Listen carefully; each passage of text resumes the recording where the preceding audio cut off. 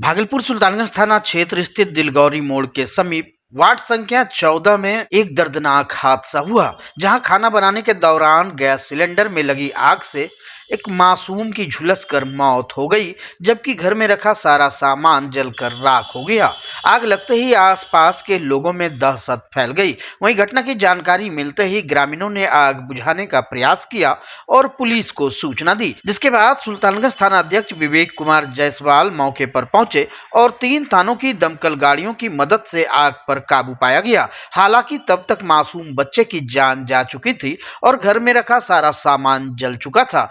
प्रत्यक्षदर्शियों के अनुसार आग इतनी भीषण थी कि 3 गैस सिलेंडर धमाकों के साथ फट गए, जिससे आसपास के लोग जान बचाने के लिए इधर उधर भागने लगे, जिससे पूरे गांव में दहशत का माहौल बन गया और सैकड़ों लोगों की भीड़ मौके पर जुट गई। मकान मालिक सुभाष यादव के घर में 3 किराएदार परिवार रहते थे। हादसे में शाहबाद निवासी किराएदार मिथिलेश कुमार के बेटे 4 वर्षीय आलोक कुमार की मौत हो गई। वहीं तीनों किराएदार का लगभग 8 से 10 लाख रुपए का सामान जलकर राख हो गया।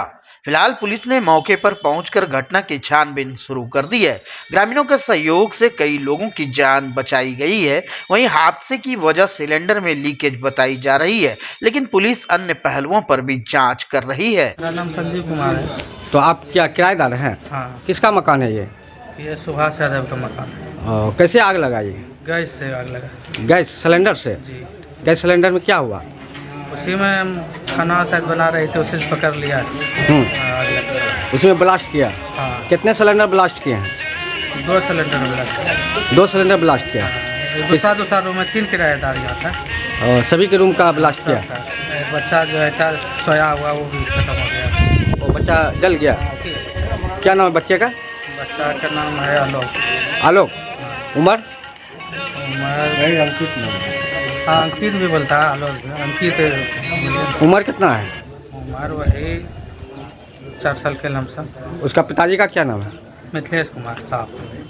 उन्हीं का बच्चा डेट किया? हाँ, घर साहब यहाँ जो है मनकशाला यहाँ रखा था बच्चा को। क्या बजे आग लगी थी?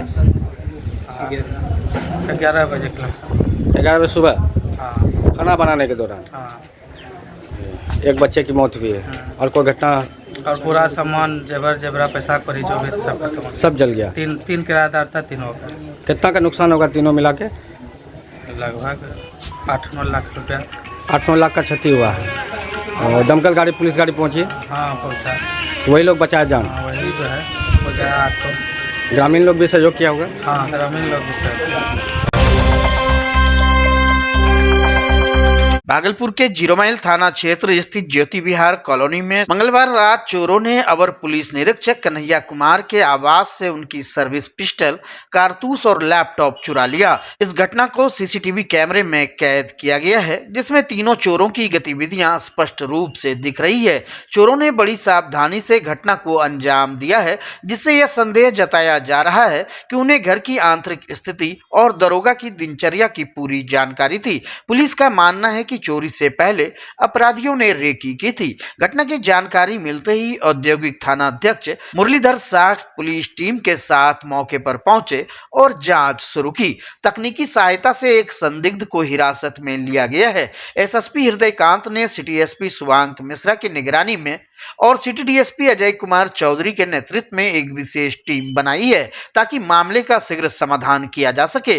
पुलिस टीम मीराचक, बरारी, फतेहपुर नवटोलिया और बहादुरपुर इलाकों में लगातार छापेमारी कर रही है, ताकि चोरी हुई पिस्टल और कारतूस की बरामदगी हो सके।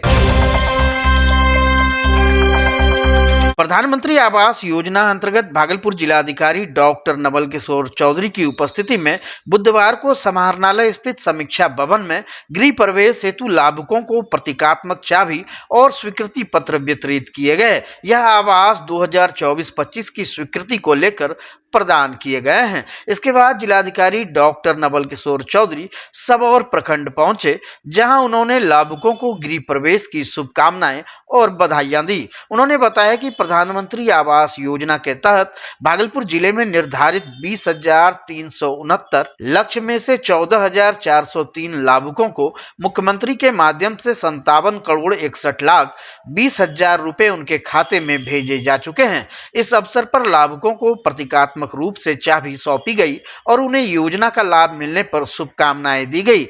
जिलाधिकारी ने यह भी बताया कि प्रधानमंत्री आवास योजना की प्रगति के मामले में भागलपुर टॉप 10 जिलों में शामिल है। उन्होंने इस योजना को सफलतापूर्वक लागू करने के लिए संबंधित सभी पदाधिकारियों को तत्परता से कार्य करने की शुभकामनाएं दी। वहीं जिलाधिकारी डॉक्टर नवल किशोर चौधरी ने कहा कि प्रधानमंत्री आवास योजना के तहत भागलपुर जिले में तेजी से कार्य किया जा रहा है। बड़ी संख्या में लाभुकों को स्वीकृति पत्र और चाबी सौंपी गई है, जिससे वे अपने घर में गृह प्रवेश कर सके। ठीक है, बेहतर है। हम लोग सब परेशानी था। कब तक निर्माण करिएगा, घर का बनाइएगा? ये मेरा घर बन चुका है। हाँ, आज राशि मिल गई है। कितनी राशि मिली है? टोटल पैसा कितना? 1,20,000। 1,20,000। अच्छा लग रहा है। हाँ, क्या नाम हुआ आपका? धीरे धीरे बहुत अच्छा हुआ है। हाँ। बहुत खुश है। हाँ। हाँ, पक्का मकान बनेगा तो खुश नहीं रहेंगे। कितना राशि मिला है? 40,000। 40,000 मिलेगा। कब तक बनाइएगा घर? अब काल से न्यूज कर दी। काल से? हाँ। है ना? खुशी है? हाँ, बहुत खुशी है।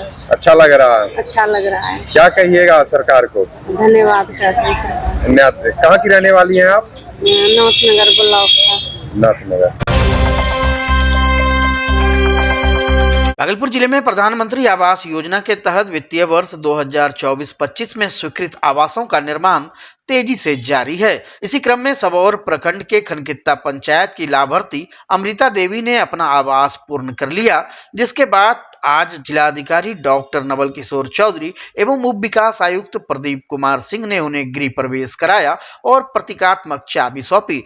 जिलाधिकारी ने बताया कि प्रधानमंत्री आवास योजना के तहत भागलपुर जिले में 20,369 आवास निर्माण का लक्ष्य निर्धारित था, जिसमें से अब तक 14,403 लाभुकों को मुख्यमंत्री के माध्यम से 57,61,20,000 रुपए उनके खातों में भेजे जा चुके हैं। इस अवसर पर लाभुकों को शुभकामनाएं दी गई और योजना की सफलता पर प्रशासनिक अधिकारियों को भी तत्परता से कार्य करने के लिए बधाई दी गई। डीएम ने कहा कि प्रधानमंत्री आवास योजना के प्रभावी क्रियान्वयन के कारण भागलपुर जिला प्रदेश के टॉप 10 जिलों में शामिल है। उन्होंने सभी संबंधित पदाधिकारियों से कार्य में और अधिक तेजी लाने और समयबद्ध रूप से आवास निर्माण पूरा करने का निर्देश दिया। तो अवगत कराना चाह रहे हैं कि प्रधानमंत्री आवास योजना ग्रामीण के तहत आज हमारे जिले में कुल 20,369 का के लक्ष्य में से कुल 14,403 लोगों को माननीय मुख्यमंत्री महोदय बिहार के द्वारा 57,61,20,000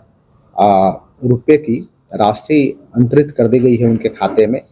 और एक सिंबॉलिक फंक्शन जो हम लोगों ने जिला स्तर पे किया है, इसमें हम लोगों ने उनको राशि के बारे में अवगत कराया है और काफ़ी संख्या में, हजारों की संख्या में हम लोगों ने आवास भी पूर्णता कराया है और जिसमें से कुछ लाभुकों को उनके पूर्ण आवास की चाबी दी गई है।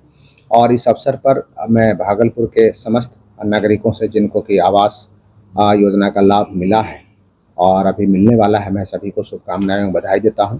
इसके अलावे मैं डीडीसी साहब को, उनके पूरी DRDA की टीम को, समस्त BDOs को एवं उनके टीम को धन्यवाद देता हूं कि उन लोगों ने काफ़ी बेहतर तरीके से इस पूरी राशि के अंतरण में सहयोग किया है और हमारा भागलपुर जिला टॉप 10 में है। आज जो लाभुकों के प्रति हम लोग संवेदनशील हैं। भागलपुर के रानी तालाब स्थित जिला कार्यालय में जन स्वराज पार्टी द्वारा युवा बिहार उद्घोष यात्रा का विधिवत शुभारंभ किया गया। इस यात्रा की शुरुआत भोजपुरी व अंगिका के प्रसिद्ध गायक सुनील सिंह उर्फ छैला बिहारी ने की। कार्यक्रम का आरंभ प्रार्थना और राष्ट्रगान से हुआ। दरअसल इस यात्रा का मुख्य उद्देश्य बिहार की राजनीति में युवाओं की भागीदारी सुनिश्चित करना और अधिक से अधिक युवाओं को मुख्य धारा की राजनीति से जोड़ना है। इसी लक्ष्य को ध्यान में रखते हुए बिहार के कोसी सीमांचल सीमांचल, भागलपुर, बांका और मुंगेर जिलों को एक भाग में रखा गया है, जिसके तहत इस यात्रा की शुरुआत भागलपुर से की गई। कार्यक्रम में जनसुराज पार्टी भागलपुर इकाई के साथ साथ अन्य जिलों के पदाधिकारी और कार्यकर्ता भी मौजूद रहे। इस अवसर पर भागलपुर के जिला सचिव सह राज्य कार्यकारी समिति सदस्य सरदार हर्षप्रीत सिंह ने प्रेस वार्ता के दौरान यात्रा की जानकारी साझा की। वहीं कार्यक्रम में शामिल भोजपुरी गायक सुनील सिंह उर्फ छैला बिहारी ने कहा कि आज के युवा ही देश का भविष्य हैं। यदि वे आगे बढ़ेंगे तो बिहार और देश दोनों का विकास संभव होगा। बेरोजगारी और भ्रष्टाचार तभी खत्म होंगे जब युवा राजनीति और समाज में बढ़ चढ़कर हिस्सा लेंगे। उन्होंने यह भी कहा कि बिहार के युवाओं को रोजगार के लिए राज्य से बाहर जाने की जरूरत ना पड़े, इसके लिए स्थानीय स्तर पर रोजगार के अवसर बढ़ाए जाने चाहिए। अपने खास अंदाज में उन्होंने वर्तमान राजनीति पर कटाक्ष करते हुए कहा कि यदि बिहार के युवा संगठित होकर आगे बढ़ेंगे तो राज्य में एक नई राजनीतिक क्रांति आएगी। इस यात्रा के माध्यम से जनसुराज पार्टी बिहार के युवाओं को संगठित कर एक नई राजनीतिक धारा स्थापित करने की दिशा में आगे बढ़ रही है। सीमांचल और पूर्वांचल का बड़ा चेहरा आप हैं, क्या लगता है कि जनस्वराज मजबूत हो जाएगा सीमांचल और पूर्वांचल अंग प्रदेश में? बिल्कुल बिल्कुल होगा। किस स्तर से काम होगा आपके? देखिए, काम तो हो ही रहा है, जमीनी स्तर उसको कह सकते हैं, जमीनी स्तर से काम होगा। और सबसे बड़ी बात यही है कि सबको रोजगार चाहिए और बिहार से बाहर हमको नहीं जाना है, हमको यहीं पर चाहिए।